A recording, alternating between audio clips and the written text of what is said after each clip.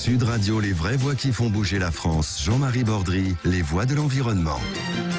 Bonsoir à tous chers amis et bienvenue à vous sur Sud Radio. Les voix de l'environnement comme tous les jeudis soirs avec Morad Aïtabouche. Bonsoir à vous Morad. Bonsoir Jean-Marie. Vous êtes réalisateur de la série Sale temps, c'est le cas de le dire, pour la planète. C'est diffusé sur France 5. Vous êtes par ailleurs le vice-président du syndicat des agences de presse. Nous sommes également, comme presque tous les jeudis soirs sur Sud Radio, en direct avec Henri Landès. Bonsoir à vous.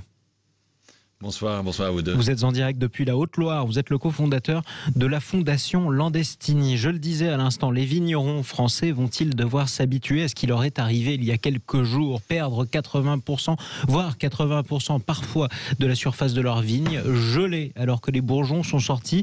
La France a été durement frappée il y a quelques jours par une vague de gel qui a battu à bien des égards plusieurs records. On est en direct sur Sud Radio avec Jean-Pierre Hameau. Bonsoir à vous.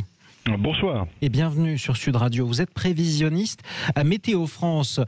Du gel au mois d'avril, c'est a priori pas anormal, ça peut arriver. On n'est pas encore aux seins de glace, qui sont une vieille tradition. Alors qu'est-ce qui s'est passé d'exceptionnel les jours précédents ? Alors, ce qui est exceptionnel dans cette situation, c'est d'abord la situation météorologique avec un puissant anticyclone qui était centré sur les îles britanniques et qui a dirigé sur notre pays une masse d'air d'origine polaire. Et en même temps, nous avons assisté à un phénomène de rayonnement. Alors, l'absence de nuages la nuit, eh bien, la Terre va se refroidir. Donc, c'est la composition de ces deux éléments qui a fait que cette situation était extrêmement froide. Et puis, en même temps, eh bien, on peut aussi parler de la durée de ce froid, puisque en règle générale, on peut avoir des gelées le matin, mais pas forcément tous les matins, ça dépend de la situation météo. Ça a duré combien de jours là, depuis le 6 avril, voilà. on peut dire qu'on a cette situation, on est le 15, ça va faire pratiquement 10 jours qu'on subit tous les matins de fortes gelées. C'est ça, et pourtant c'est beau à voir le matin, il faut le reconnaître, mais ça cause des dégâts. Alors on a battu combien de records à peu près ? Ah bah écoutez, là, je les ai pas comptés parce qu'il y en a beaucoup. Ouais. On a battu beaucoup de records, notamment la journée du 7 avril. On a battu beaucoup de records, notamment dans les régions du nord-est, du centre-est. Et puis, ce qu'il faut dire aussi, c'est que ces températures froides sont descendues très sud aussi. Oui. On a battu des records dans les régions méditerranéennes, ce qui est exceptionnel aussi. Il a gelé notamment dans le Roussillon, donc un des points les plus au sud de la France. Il a gelé aussi sur les vignes du Patrimonio. Ça, c'est en Corse et effectivement, c'était assez historique. Autre aspect historique, justement, cette vague de froid, Jean-Pierre Hameau, elle suit des records de chaleur aussi qu'on a enregistrés en mars. Oui, c'est ça qui est notable. On a eu une période extrêmement chaude, fin mars, où d'ailleurs là aussi on a battu de nombreux records, mais de chaleur. Et donc du coup, justement, on en reparlera avec un vigneron dans quelques instants qui est dans le Languedoc-Roussillon. Eh bien, les bourgeons, notamment des vignes, étaient déjà sortis, ce qui fait qu'ils ont été fauchés par cette vague de gel. Alors, vous avez l'habitude de nous l'entendre dire, Jean-Pierre Hameau, on a tendance à dire il n'y a plus de saison, il fait froid trop tard, ou alors il fait chaud trop tôt. Qu'est-ce qui est exceptionnel ? Qu'est-ce qu'on mesure d'abord ? C'est historique cet épisode ? Oui, on peut dire que cet épisode est exceptionnel par sa durée, mais aussi par la force des gelées. D'un autre côté, avoir des gelées au mois d'avril, ça n'a rien d'exceptionnel. On peut avoir des gelées tardives, vous l'avez dit tout à l'heure, jusqu'au début mai. Voilà, les seins de glace, les fameux seins de glace. Effectivement, et c'est ce qui va caractériser aussi notre climat. Le climat en France, au printemps, on a une variabilité en fait des températures. On peut passer de températures très douces, voire chaudes, à des températures très froides. Ça, c'est tout à fait normal. C'est normal. Donc, ce qu'on mesure comme tendance, du coup, c'est quoi ? Ce type de vague de froid, c'est de plus en plus fréquent ou ça l'est de moins en moins ? Alors, non, on peut observer. Alors, vous voyez, ce type de froid, on remonte à la dernière, je dirais, gelée forte, les dernières gelées fortes et marquées remontent au 8 avril 2003. Ça, c'est la presque dernière. 20 ans. Donc, ça fait 20 ans. Où le 8 avril 2003, on a eu effectivement une journée aussi extrêmement froide. Après, on peut remonter sur 85 96, avril 96, le 21 avril 91. Ensuite, on passe au 12 avril 86. Et on peut noter aussi qu'on avait des situations à fort gel aussi dans les années 50 et 60. Et moi, je plutôt tendance à dire qu'on voit s'espacer en fait ce type de situation. On aura toujours des gelées au mois d'avril, mais pas à ce niveau-là. Je tiens quand même à dire, c'est vraiment exceptionnel. D'où l'ampleur de la calamité qu'ont subi les agriculteurs et les vignerons plus particulièrement. Effectivement, quand on regarde ce que vous venez de nous dire, années 50, années 60, 86, 91, 96, 2003, 2021, ça a tendance à être de plus en plus rare. C'est peut-être la seule bonne nouvelle, il faut quand même le souligner. Merci beaucoup d'être intervenu ce soir sur Sud Radio, Jean-Pierre Hameau. Je le rappelle, vous êtes prévisionniste à Météo France. Morad Aïtabouche, vous êtes avec nous, effectivement. Alors c'est vrai qu'on a toujours l'habitude, effectivement, d'entendre tous les 10 ans, par exemple, ou tous les 15 ans, parfois, de voir un phénomène climatique ou météorologique plutôt assez exceptionnel qui cause de forts dégâts. Est-ce que vous-même, dans votre série sur France 5, Ça le temps pour la planète, vous avez pu aussi observer que ces vagues de froid étaient de plus en plus tardives ? En fait, ce qu'on observe, nous, lorsqu'on va un peu partout en France, c'est qu'il y a de toute façon un bouleversement climatique en cours. Ce qu'on oublie de dire dans ce bouleversement, c'est que ce sont des changements climatiques. Il y a malheureusement, j'allais dire, des phénomènes extrêmes. Comme on vient de l'indiquer à l'instant, il y a effectivement des périodes plus chaudes, les bourgeonnements. Et là, ça devient un drame lorsqu'il y a des gels derrière. Mais ce qu'il faut quand même dire, et ce qui est le plus important, c'est qu'en fait, toutes les régions sont aujourd'hui concernées. Le Var, dans lequel on va faire un prochain numéro de Ça le temps pour la planète, j'ai eu un viticulteur cet après-midi qui me disait que c'était la 2e année consécutive. Cette année, ils perdent au moins 40% des vignes. L'année dernière, c'était à peu près le même chiffre. Le problème, c'est qu'en fait, quand vous avez un gel qui est précédé par une période de chaleur, c'est 2 récoltes qui malheureusement sont impactés. Ce qu'il faut dire aussi, c'est qu'aujourd'hui, il y a un dispositif pour indemniser les agriculteurs, les éleveurs, etc. Le problème, c'est que ça date depuis 60 ans, cette calamité agricole. Alors, le Premier ministre a bien expliqué qu'il va essayer de déplafonner ces indemnités. Elles sont aujourd'hui maximum, c'est 30%. L'idéal, ça serait d'aller à 50%.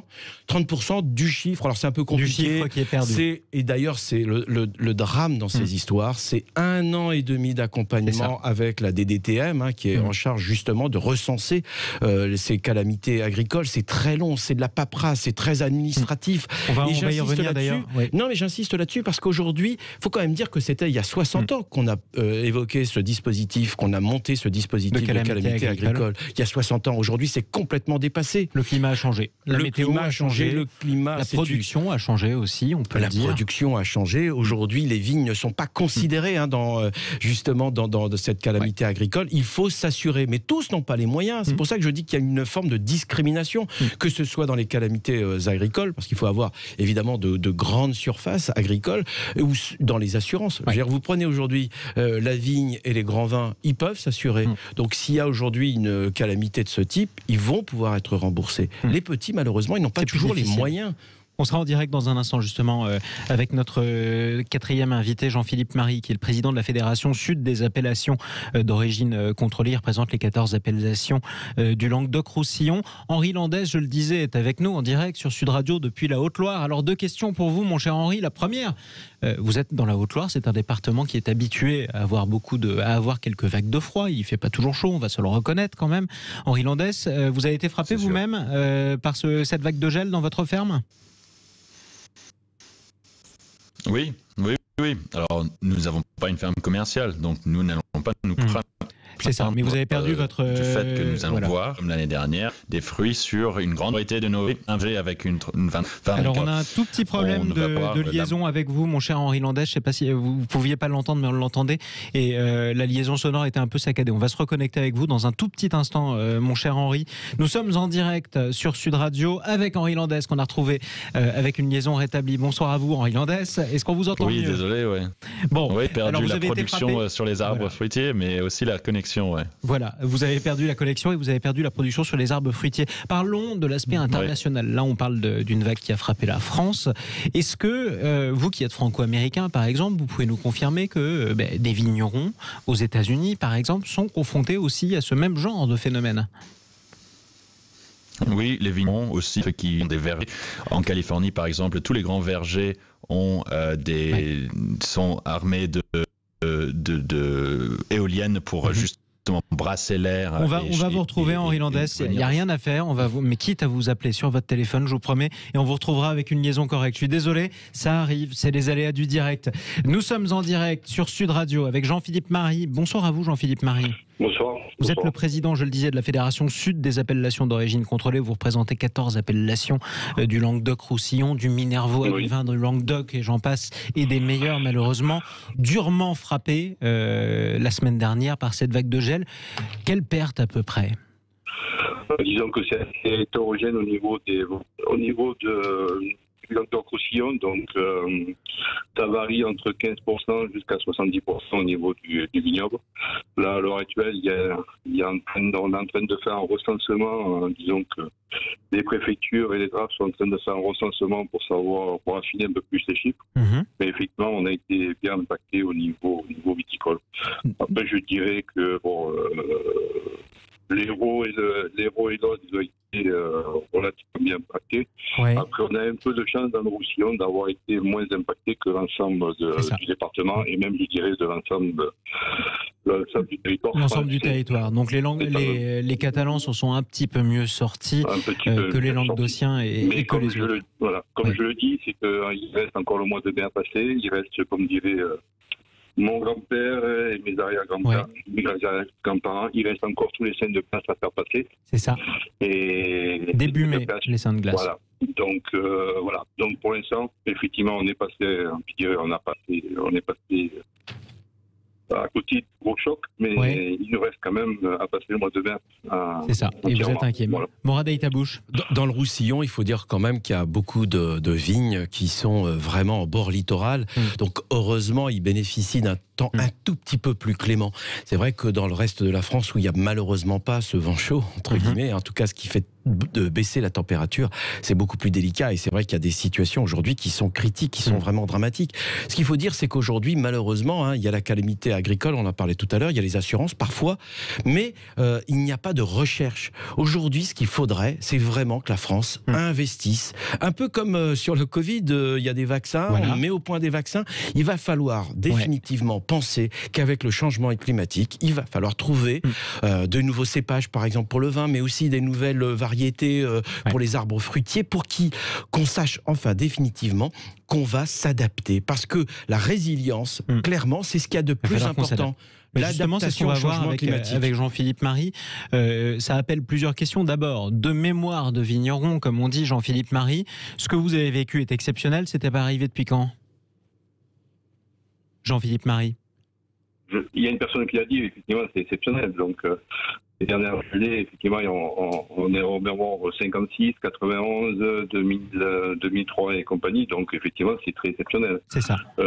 Surtout exceptionnel qui est sur l'ensemble du territoire français. Donc, effectivement, des gelées peuvent avoir un peu diffuses d'un département à l'autre, d'une région. Mais là, c'est vraiment l'ensemble du département. Les vins de la Loire sont frappés, l'Alsace a été frappé, le Var. Toutes les filières, toutes les régions viticoles françaises ont été impactées suite à ce gel. Et ils continuent à être impactés parce que je vous rappelle que quand même, en Bourgogne, j'en avais ce matin une réunion au niveau national, c'est qu'ils se prennent encore toutes les nuits des gelées. Donc voilà, donc c'est pas fini. Et après, ce que j'ai compris, et je crois bien que pour la semaine prochaine, Météo France annonce encore quelques gelées. Donc, on n'est pas sorti. Vous n'êtes malheureusement pas sorti. Et les seins de glace, c'est début mai, on le disait. Morad Aïtabouche, à l'instant, nous parlait de la résilience d'ordinaire. Bon, vous êtes prévenu qu'il va geler cette nuit, par exemple, une nuit. D'habitude, qu'est-ce que vous faites? Comment vous vous préparez? Comment vous protégez vos vignes? Après, on a tous les artifices qui ont été vus à la télévision, donc que ce soit les bougies, que ce soit les boîtes de paille, que ce soit tout ce qui est les tours anti-gel et compagnie. Donc voilà. Mais après, ça c'est valable pour certaines températures. Mais vu les températures qui est descendu à voir dans certaines régions à -9, je dirais il n'y a plus rien à faire.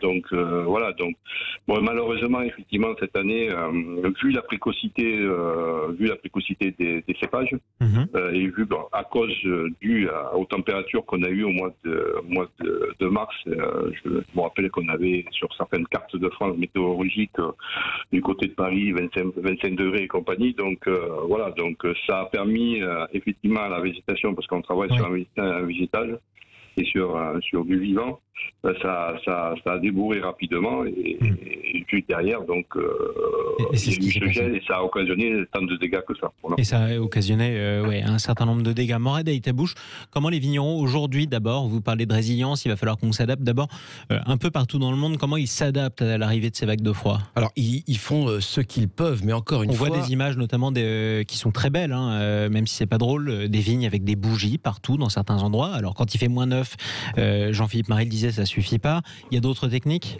Non, mais d'abord, il faut vous dire qu'en deçà de 3 degrés, malheureusement, il n'y a plus rien à faire. Et c'est vrai que tous les viticulteurs qui voient, c'est 1 an de chiffre d'affaires qui part en fumée. Et ce qu'il faut savoir aussi, c'est que l'année suivante sera aussi impactée. Donc déjà, ils essayent de faire ce qu'ils peuvent. Ce que je dis, moi, c'est qu'aujourd'hui, il faut investir dans la recherche.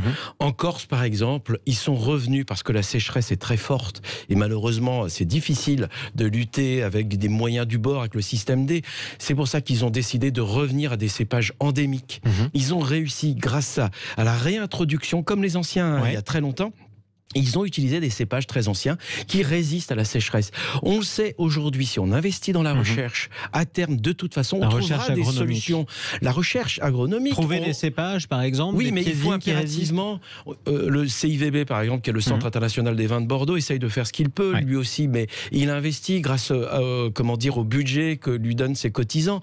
Mais si la France, c'est-à-dire si aujourd'hui le gouvernement ne décide pas vraiment d'investir dans la recherche pour aider les agriculteurs, pour aider les éleveurs, pour aider les viticulteurs. Parce qu'il ne faut pas oublier qu'on parle de quelque chose qui est essentiel et qui est important, c'est la santé de tous. C'est-à-dire, en gros, nous mangeons et nous sommes ce que nous mangeons. Si demain, nous ne pouvons plus, malheureusement, parce que tout ça va mourir.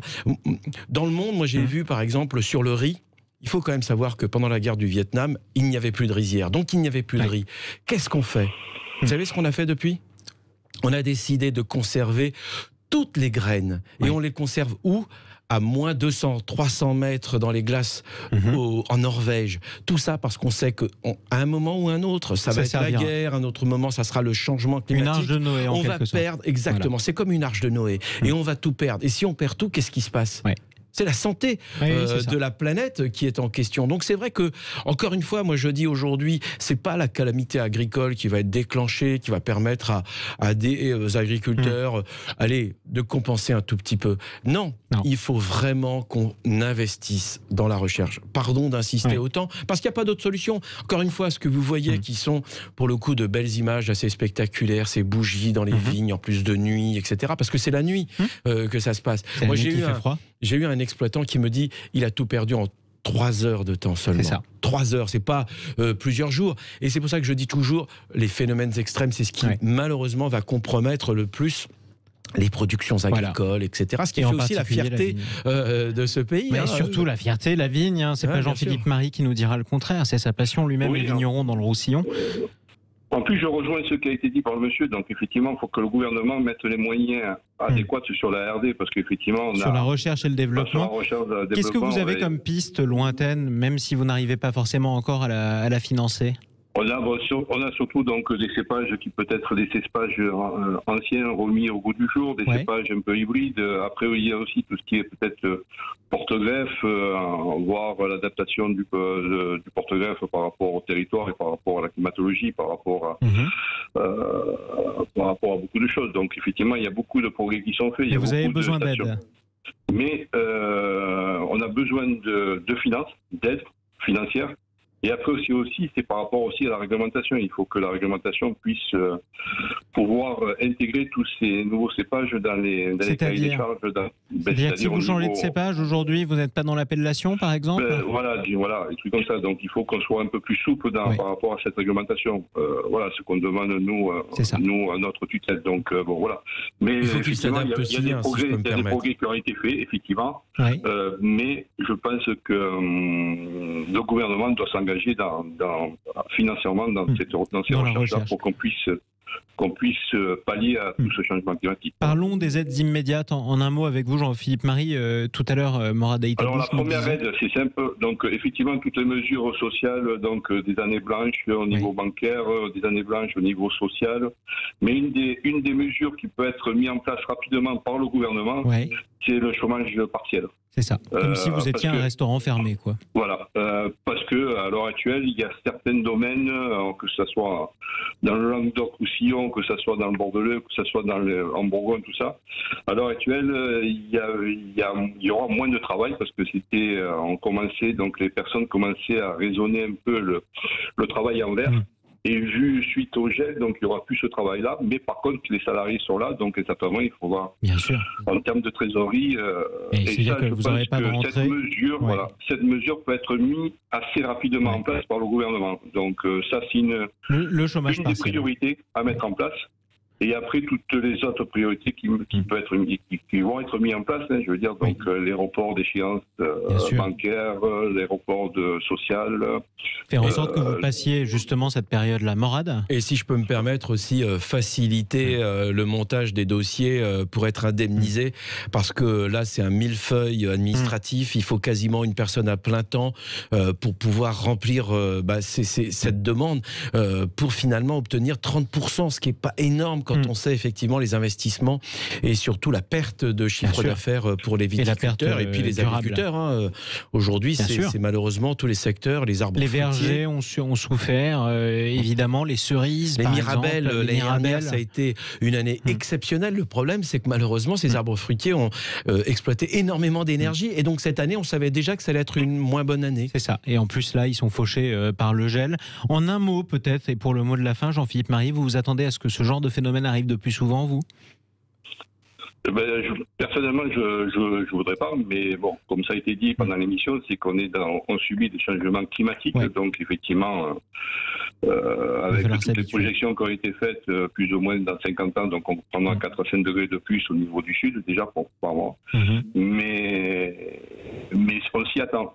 Voilà, donc par exemple, je vous prends un cas ici dans le Roussillon, effectivement, on a été touché par le gel, mais on commence à se poser la question par rapport au manque d'eau qu'on a. Donc, est-ce que cet été, c'est pareil dans le Var. Donc, voilà. Et ça demande beaucoup d'adaptation, justement, beaucoup de recherche, expérimenter éventuellement de nouveaux cépages ou alors de nouveaux types de production. Bon courage, Jean-Philippe Marie, et merci à vous d'être intervenu ce soir sur Sud Radio. Pas de problème. Je vous remercie à tous. Vous êtes le président de la Fédération Sud des appellations d'origine contrôlée. Vous représentez 14 appellations dans le Languedoc-Roussillon qui sont en AOC. Vous êtes par ailleurs vigneron dans le Roussillon. Merci et nos excuses à Henri Landès, effectivement, mais la liaison était trop difficile ce soir. Ça arrive aussi, c'est pas forcément une conséquence du froid. Je le rappelle, Henri Landès, cofondateur de la Fondation Landestini. Merci à vous, Morad Aïtabouch. Merci, Jean-Marie. Réalisateur de Sale Temps pour la planète, c'est diffusé sur France 5. Je rappelle aussi vice-président du syndicat des agences de presse. La suite des vraies voix qui font bouger la France. Tout de suite, parlons vrai avec les entrepreneurs. Vous retrouvez Stéphane Soumier sur Sud Radio et sur Bismart.